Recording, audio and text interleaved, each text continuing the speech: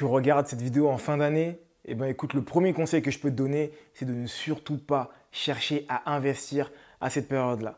Et si tu veux savoir pourquoi, ben c'est très simple, je te le dis tout de suite. Je te dis à tout de suite.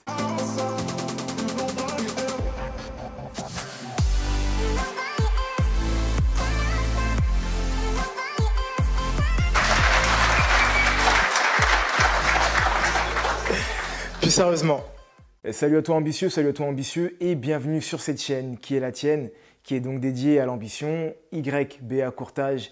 Je me présente, je m'appelle Roméo, je suis courtier en prêt immobilier, je suis également marchand de biens et formateur dans le cadre de l'immobilier.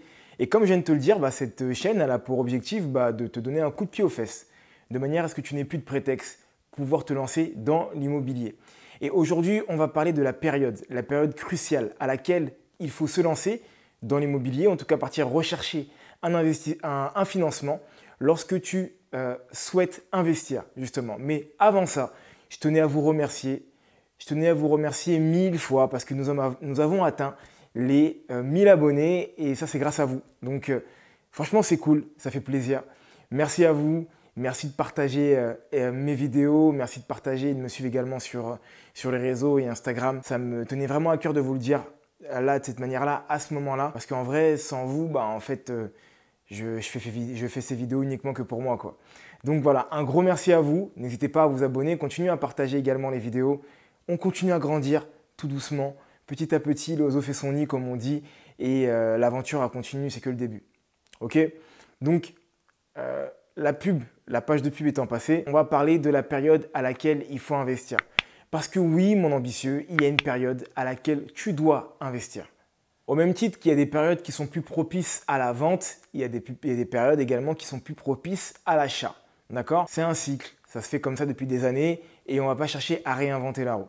Donc dans cette vidéo, je vais t'expliquer 4 grands principes qui font que tu ne dois pas investir en fin d'année. La première raison, on est tout simplement en fin d'année. Et donc pour le banquier, qui dit fin d'année, dit également fin des objectifs, officiellement. D'accord?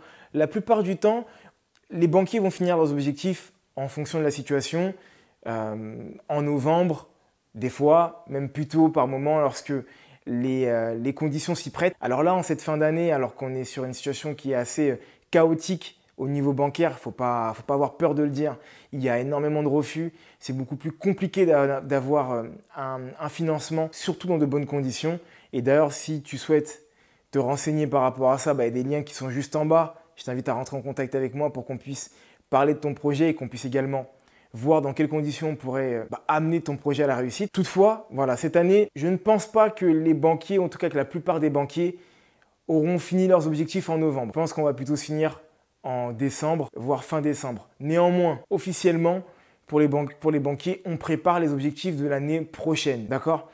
Donc, qui dit fin d'objectif dit un banquier qui va être beaucoup plus regardant sur la qualité des dossiers. Déjà que la période s'y prête totalement sur le regard que le banquier va avoir, alors là, je t'assure que lorsque nous sommes en fin d'année, le banquier est beaucoup plus regardant sur la qualité des dossiers. Donc, c'est la première raison pour laquelle je vais te dire de ne pas te lancer sur un projet en fin d'année parce que tu risques en fait, de te casser la tronche, tout simplement. Qui dit fin d'année dit également aussi taxe foncière. D'accord? Qu'est-ce que ça donne mentalement pour le vendeur? Ça lui donne l'impression qu'il a déjà payé une taxe qui ne sera pas remboursée parce que faut que tu le saches, hein, quand tu vas acheter ton bien, tu vas payer la taxe au prorata à la période à laquelle tu auras été propriétaire. Mais s'il a déjà payé son année entièrement, peut-être qu'il peut être moins prompt déjà à la négociation et ensuite aussi à la vente. À la négociation, pourquoi? Parce qu'il a envie de récupérer sa taxe et à la vente parce qu'il se dit bon écoute, dans tous les cas, j'ai payé ma taxe, donc que je finisse l'année comme ça en fait. Donc ça peut être les raisons qui peuvent faire également que tu vas avoir des négociations qui seront beaucoup plus compliquées parce qu'il a dû débourser de l'argent supplémentaire sur ce bien qu'il aurait peut-être voulu vendre dans des conditions beaucoup plus favorables et plus promptes à la négociation avant de payer ces taxes-là. Qui dit fin d'année dit également les fêtes, tout simplement. Donc autant pour toi que pour le banquier. On va commencer par la fin et donc par le banquier. Pour le banquier, qu'est-ce que ça signifie? Il est au bureau, mais son esprit il est ailleurs. Comme la plupart des Français, il va préparer ses fêtes, il va commencer à savoir où est-ce qu'il va fêter son nouvel an, où est-ce qu'il va fêter son Noël, etc. etc. N'oublie pas aussi que cette période-là va avoir une période où il va y avoir entre novembre et décembre beaucoup de jours fériés et des vacances aussi également scolaires. Donc ce qui fait qu'il sera moins là physiquement, il sera moins là mentalement, il peut être amené à bâcler le dossier. En tout cas, nous communément, on sait qu'en fin d'année, c'est préférable de redéposer le dossier en début d'année, un peu comme pour la période des vacances, des grandes vacances d'ailleurs, c'est le même cas, hein. C'est le même phénomène que tu vas pouvoir être amené à retrouver. Donc je t'ai dit que le banquier n'était pas vraiment là, mais toi aussi tu ne l'es pas vraiment. Parce que comme le banquier, tu vas fêter cette période-là, tu vas être en pause mentalement, tu vas peut-être aussi être en déplacement physiquement, donc moins prompt à faire des visites. Le vendeur également va être moins prompt à faire des visites parce que pour les raisons que je viens de t'évoquer, mais aussi également parce que il est en train de préparer cette fête-là pour ceux qui vont la fêter, bien sûr. Il y a une grande part des Français qui la fêtent encore. Donc, il n'a pas forcément l'envie d'accueillir un inconnu chez lui pendant qu'il est en train d'être sur les préparatifs de cette fin d'année.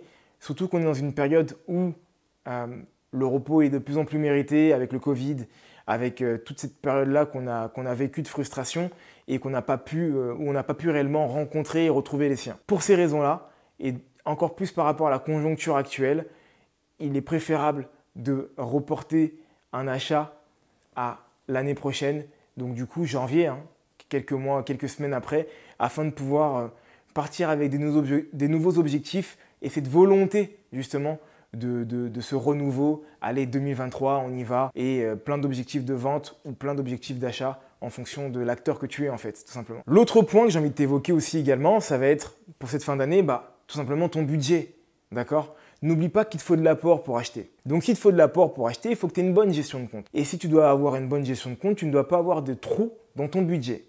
Et malheureusement, lorsqu'on est amené à offrir, on peut être amené à avoir des dépassements de budget tout simplement, et donc du coup d'avoir des trous dans ton budget. Et ça, de ne pas profiter de cette période-là tout simplement pour patienter, faire ce que tu as à faire, réaliser tes objectifs au niveau de tes cadeaux, au niveau des événements où tu vas t'amener à sortir, avec ta famille et autres, et ensuite attendre l'année prochaine pour pouvoir redémarrer.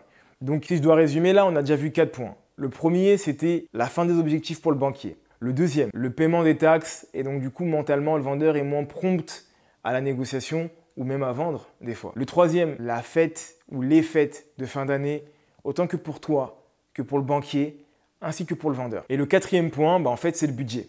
Comme je viens de te le dire, tu vas fêter, donc qui dit fête dit également peut-être des trous et des dépassements sur le budget. Et donc pour ces raisons-là, tu ne dois pas te lancer dans l'investissement en fin d'année. Ok, on arrive bientôt sur la fin de cette vidéo et je vais te donner donc du coup le dernier point. Et ça, c'est un conseil que je vais donner, plutôt la période à laquelle tu dois te lancer dans l'investissement pour optimiser tous ces points-là que je viens de te donner, que ce soit le banquier, que ce soit le vendeur et que ce soit également toi-même. Mais juste avant, si tu kiffes cette vidéo, continue à la partager, à y mettre un like également et mettre des commentaires juste en bas. Ça me donne de la force. Et puis ça me permet de grandir, comme je viens de te le dire tout à l'heure en début de vidéo. Selon moi, la période la plus propice pour pouvoir te lancer sur la recherche du financement et non pas sur la recherche de l'investissement, parce que en réalité, même si la fin d'année elle n'est pas prompte, tu peux quand même regarder les annonces, aller voir des agences immobilières, peut-être faire des visites aussi également, même si tu ne dois pas déclencher à ce moment-là, pour les raisons que je viens de t'expliquer. Pour moi, la période la plus prompte à rechercher le financement, donc du coup à déclencher, comme je viens de te le dire tout à l'heure, en fait c'est simple, ça va plutôt être à partir de fin février, début mars, où là il commence déjà à faire plus beau, donc les jardins sont beaucoup plus prompts lorsqu'on veut acheter un bien avec un extérieur. Les ventes sont beaucoup plus dynamiques aussi cette période-là, c'est là où il y a la hausse des ventes qui commence à se faire. On est à quelques mois du début de l'année, donc la réalisation des objectifs n'est pas du tout au rendez-vous la plupart du temps, et encore moins maintenant avec ce qui s'est passé et les restrictions bancaires que les banquiers ont eues. Et également, tu vas être toi aussi plus propice à pouvoir le faire parce que potentiellement, tu auras eu des résolutions en cette fin d'année et donc en ce début d'année en te disant « Ok, j'ai pour objectif de me lancer tant de visites dans l'année ou tant de visites dans le mois ou bien avoir pu acquérir au moins un bien durant cette année. Déjà un bien, c'est déjà beaucoup. » Et voilà mon ambitieux, c'est la fin de cette vidéo. J'espère qu'elle t'aura plu. Si c'est le cas, comme d'hab, n'hésite pas à la balancer à un grand nombre de personnes pour que tout le monde puisse en profiter un maximum. Entre-temps, mon ambitieux, entre-temps, mon ambitieuse, je ne sais pas à quel moment tu regarderas cette vidéo, mais tout ce que je peux te souhaiter, c'est une excellente journée ou une excellente soirée et de continuer à croire en toi et à croire en moi également.